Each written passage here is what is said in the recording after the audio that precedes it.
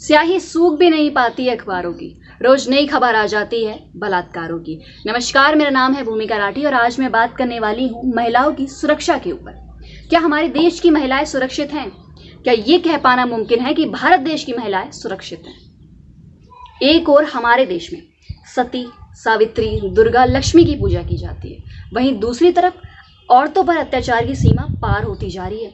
आए दिन अखबारों में महिलाओं के ऊपर अत्याचार की खबरें भरी रहती हैं, चाहे वो खबर रेप की हो, छेड़खानी हो, घरेलू हिंसा हो या फिर एसिड अटैक हो।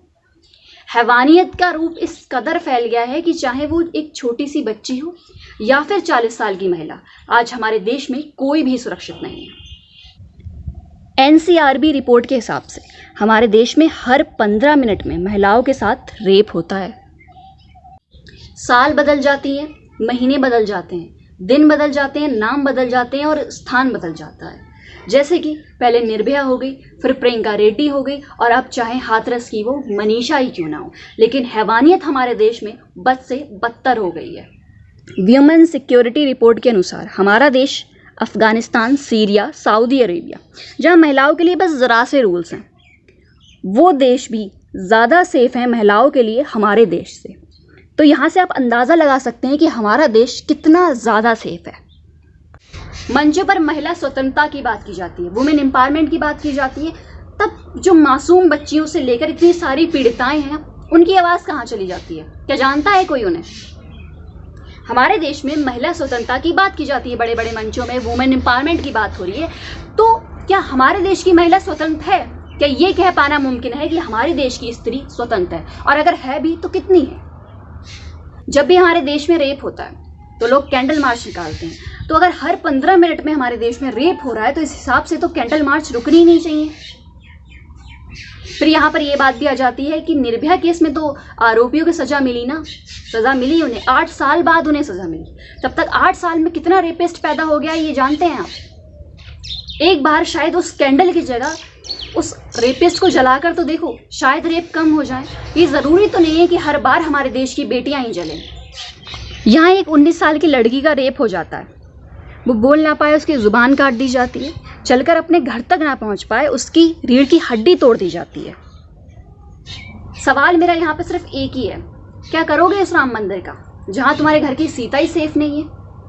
वो अखबार पढ़ने में डर लगता है, रोज़ उस अखबार में हर दूसरे पेज पे रेप की खबरें आती हैं, बलात्कारों की खबरें आती हैं, डर लगता है वो अखबार पढ़ने में।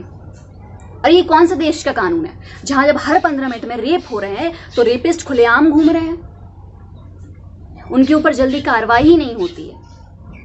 तो मुझे लगता है यहाँ की महिलाओं को क्या करना चाहिए? क्या ये देश छोड़ देना चाहिए? क्योंकि हम अपनी कंट्री में सेफ नहीं है, तो मुझे लगता है कि महिलाओं को इस देश को छोड़ देना चाहिए। हमारे देश में लोग रेप का कारण बताते हैं कि लड़कियां छोटे कपड़े पहनती हैं, तो मेरा सवाल ये है, उस 3 साल की बच्ची की माँ उसे क्या पहनाएगी? साड़ी? वो खबर कब आएगी जब अखबारों में इंसानी हैवानियत की खबरें नहीं आएंगी। अगर भारत को स्वच्छ करने के इरादे के साथ कुछ दरिंदों की नीयत भी साफ हो जाती है तो आज़ाद हिंदुस्तान में सांस लेने का मज़ा दोगुना हो जाएगा। हमारे देश में हद तो तब पार हो जाती है जब यहाँ पर लोग, अगर किसी हिंदू लड़की का रेप कर देता है मुस्लिम, तो कहते हैं हिंदू लड़की का हुआ रेप, और वहीं पर अगर कोई हिंदू मुस्लिम का कर दे तो मुस्लिम लड़की का हुआ रेप, वहीं हिंदू हिंदू का कर दे तो कहते हैं कि दलित लड़की का हुआ रेप। शर्म तो यहाँ पर इस बात की है, जहाँ पे तुम्हें उस लड़की के लिए लड़ना चाहिए, महिला सुरक्षा के लिए लड़ना चाहिए, वहाँ पर लोग जाति धर्म के ऊपर लड़ते हैं, जाति धर्म में एक दूसरे से लड़ने लगते हैं। हमारे देश के युवा #विनोद रसोड़े में कौन था, ये ट्रेंड करता है महीनों भर।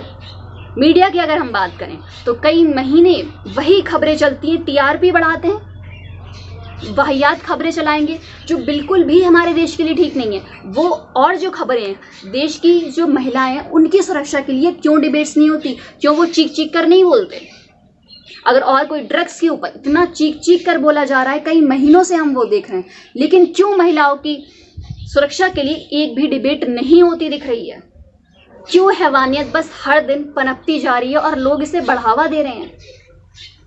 इन दरिंदगों की हैवानियत से शर्मिंदगी भी शर्मसार हो जाए। अब तो कोई ऐसा कानून लाओ कि ऐसे दरिंदों को शरेआम गोली मार दी जाए।